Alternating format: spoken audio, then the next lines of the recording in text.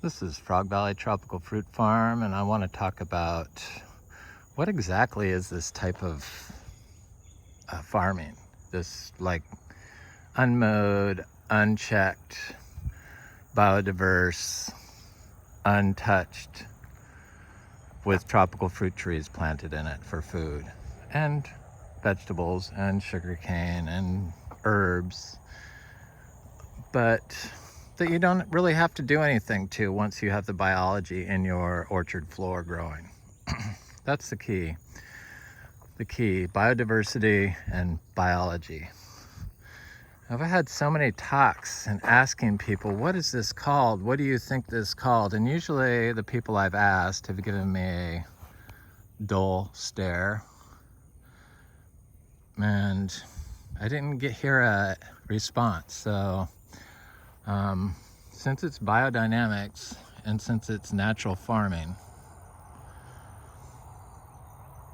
it's like taking stuff from Korean natural farming and Indian natural farming. The biggest influence on me was biodynamics and Indian natural farming. And Korean natural farming. A little bit. Well, I guess a lot. But Florida is so incredibly beautiful, and I am amazed at how everything just grows here. If you combine it with a few plants and put it in the ground, it takes off. I mean, it's just the best teacher for my farm was when I got rid of all the stuff that was planted around this house, hedges and stuff. And I had a group of plants, cuttings of like these angel trumpets, and then I had some heliconias. I had a small coconut, and some turmeric, and some other gingers, and I just put it all in a hole together, kind of like right next to each other. And that little spot of land turned into like super healthy soil, like black soil, so that anything I divided from there and spread around, it's getting closer. I'm waiting for this one to change. There's a certain amount of time involved in letting these cure on the tree once they turn from green to yellow. This is the achacha, and so it's more than 2 weeks. So I'm thinking 3 or 4 in the yellow phase.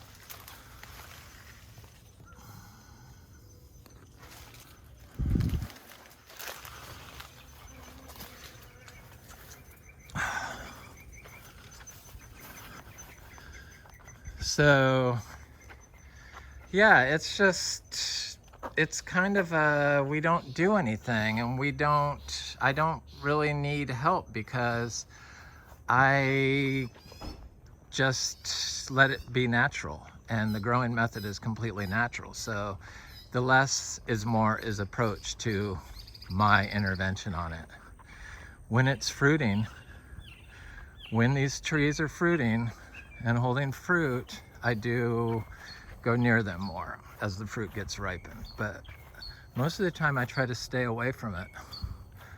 I've seen like water moccasins and other scary snakes here, and when I'm like really close to them, like I look and there's like a water moccasin 2 feet from me, right off the side of the trail here. It's kind of best just to stay off of it.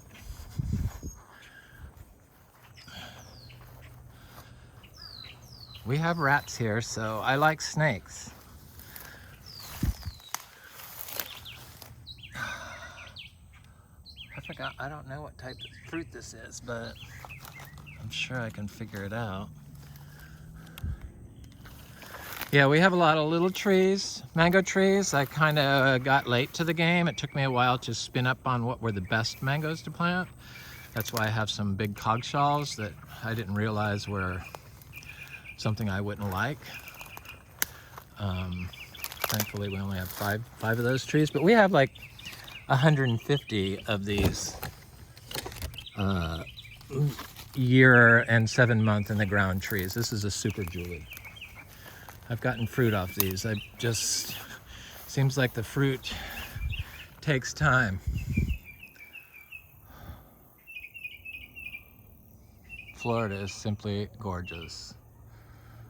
And we don't need to completely destroy whole neighborhoods with chemicals used to grow plants in nurseries for tropical fruit. These all had quite a bit of fruit on them. I just got them off, and here's a little Malika that's I've been getting fruit off of. These Malikas are top tier, for sure. They're really good. Really good. This is a Namdak Ma, and it's got quite a bit of fruit on it. I guess they're getting pretty close to being ready to pick. Yeah, we have about no, how many? Yeah, 300 mango trees. Oh, scary. I'm not a big fan of mulberries. I like them when they're fruiting, but the rest of the time they're usually hideous and good for filler. That's about it. It's just my personal opinion. I like large, sweet-fruited varieties of tropical fruit trees. Mulberry's not really considered a tropical fruit tree, so yeah, we have all the varieties, but I'm not gonna like overdo it for bird food with the mulberries. So these are rows of sugar apples to the right, sugar apples to the left, intercropped with ginger and mangoes and cassava and banana, and you know, native trees, nitrogen fixing trees that come up on their own, the orchard floor. So our red sugar apples are finally giving us a few fruit this year. This was supposed to be a row of red sugar apples along this side. And they don't have any black spots on them, so that's a good sign. It looks like they've got more flower or fruit producing flowers now that it's if they're little flowers like that, they're not probably going to make fruit. That one looks pretty wide at the top, so it'll probably get bigger, but you want the big flowers.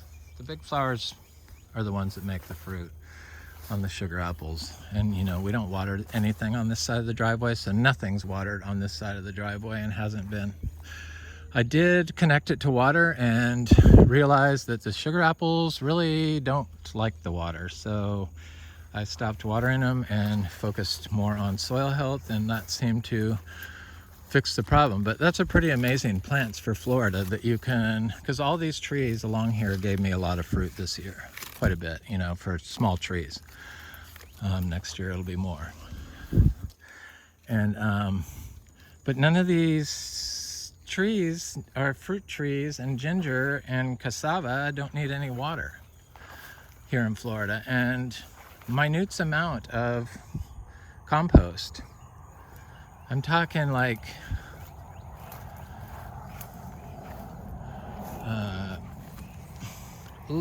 the more you could give it of quality compost, like biodynamic compost, or small amounts of worm castings, or anything biological to stimulate the biology in the soil, the better. So if you could throw handfuls of insect frass, very small amounts, on your orchard floor, along with the compost, or after you do the compost, it's excellent. That's how you build the biology.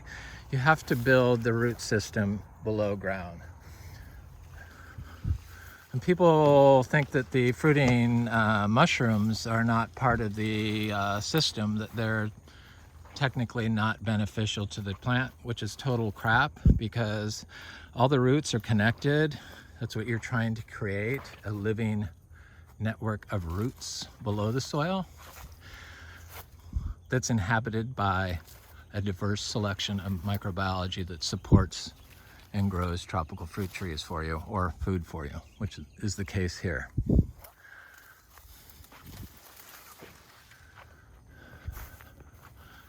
Pick clean, fruits pick clean. I think somebody did come and get some fruit of red variety that was close to the road down here, because am I missing something? It just disappeared one night, and yeah, I'm missing something. Triple sec. Because the fruit went disappeared.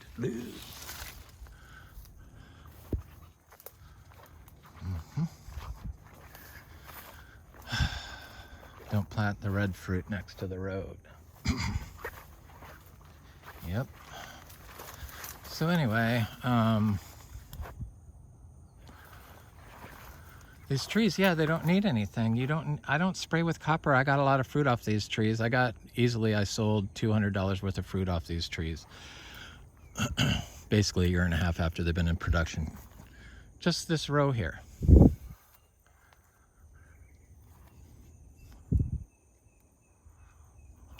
I know I can sell red sugar apples pretty easily all day for $10 a pound, probably. Biodynamic. I got a lot of sugar apples.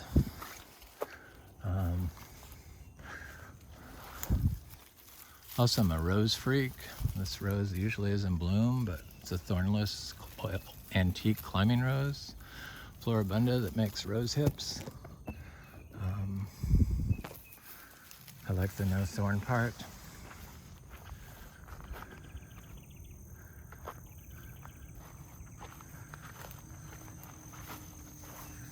So yeah, and all that work that people do, what do they remove? All the plant material from the sand? Not a good idea, folks. Especially if you're using weed killer to get rid of it, because you think it will help you. You can't build after you decimate something, a perfect system. So leaving the plants in the ground, that's the biggest fallacy there is, that these plants are competing with your tropical fruit trees here in Florida. Just simply not true. Our citrus, so I don't even know if, is this like the only certified organic citrus in Florida? And what do I do? I practice soil health. I don't remove all this grass from around the tree. I stay away from it. I don't water it. I start with organically grown seed. Everything gets treated the same way. I use my biodynamic preps, all of them, because I am certified. So we did all the preps. We do all the preps. We're kind of beyond that now. I've expanded our diversity of preps that we do, which I think was part of the process of becoming biodynamic, was to instill and inspire farming creativity. Yeah, these are the mangoes that got, they bit the dust. But they're coming back above the graft. Thank God. I need to put some bananas in here. My bananas need to grow. I divided too many bananas, and now I need divide some more and plant some bananas in between there. But the citrus and the mangoes and the cashews and the sugar apples and the llamas, what else? There's a lot more. The ingas, the soursop, the birba, the black sapote, the longan, the achacha, the santal.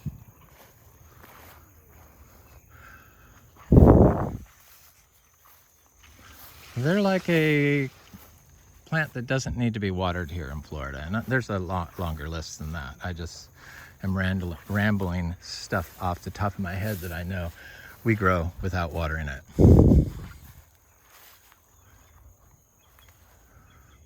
was there a fruit up here still? My peach cobbler. But Florida, how did the citrus industry destroy, who helped them destroy our soil? And why are we still backing that practice?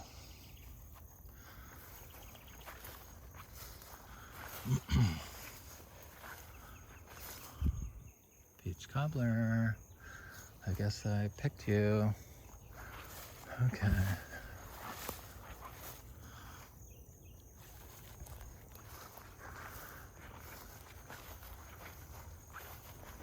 Yep. All this stuff that people hate, that's the fertility. They actually remove it all. Start with just sand and call it permaculture instead of tropic agriculture. Well,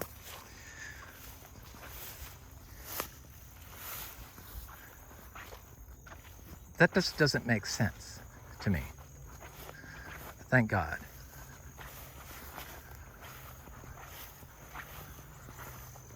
All the microbiology you need is in the roots of all these plants that are all connected to each other. It's one living system. Oh, my dragon fruit is like pop in.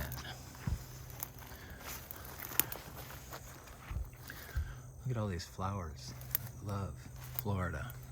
It's just like, it's just amazing.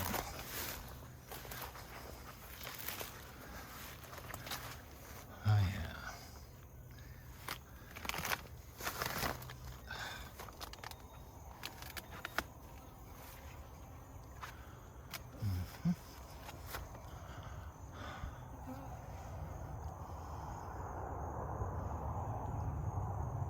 Sell those buds. So I'm gonna have to do one just on dragon fruit in like a couple of days, it looks like. It's not really in full bloom yet, but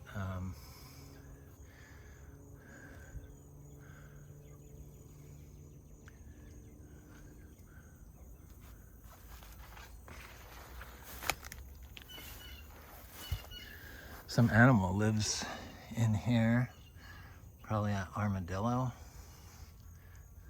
maybe. We do have tortoises here. We never used to, but they showed up. One day they just came down the road, from the road, last summer. So it was quite exciting because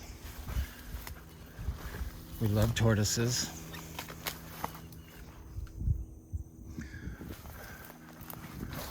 Go for tortoises. So this, we have some bananas here. I knew there's a reason I came over here.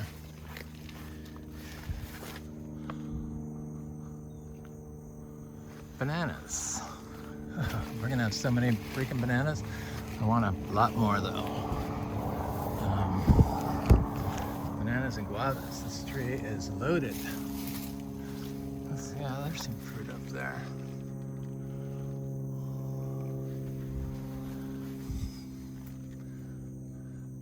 This is like a perpetually fruiting tree. It never stops. And it's fruit fly free so far.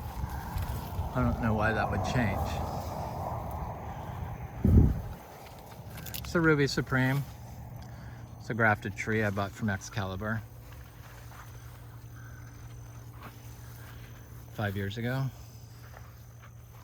Or not Excalibur, from Lara Farms, sorry. Bananas are like, they're popping. Why do people, they have to continually chop stuff up and like throw at them? Not with this system. This is, the biology does the work. So you just have to like do this, walk through it, check the plants, look for fruit. It's like a dream job.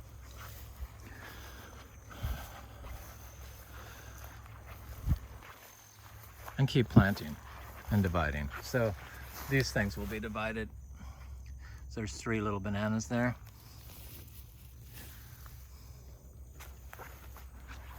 I'll wait for them to get a little bit bigger.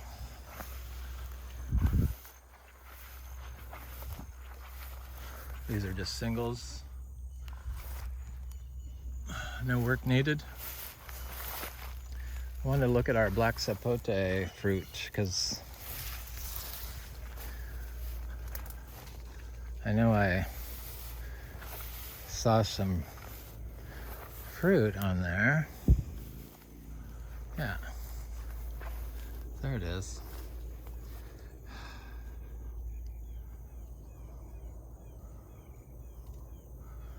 There's a lot of fans of black sapote, myself included. Yeah.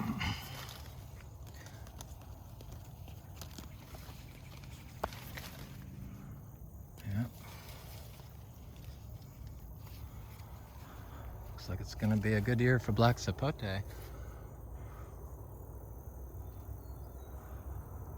So what I did to get this fruit tree to start giving me fruit is I applied cow manure when it wasn't flowering or fruiting.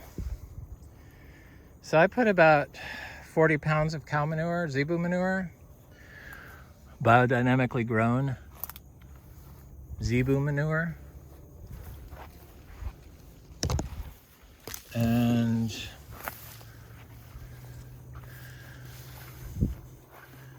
the zebu manure, it makes stuff fruit and hold fruit.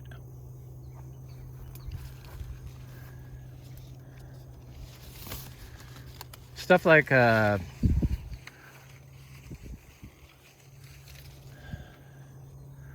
biological primers like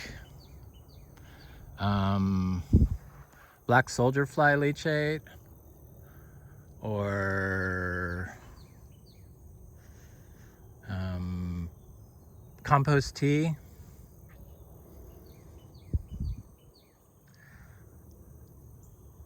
Help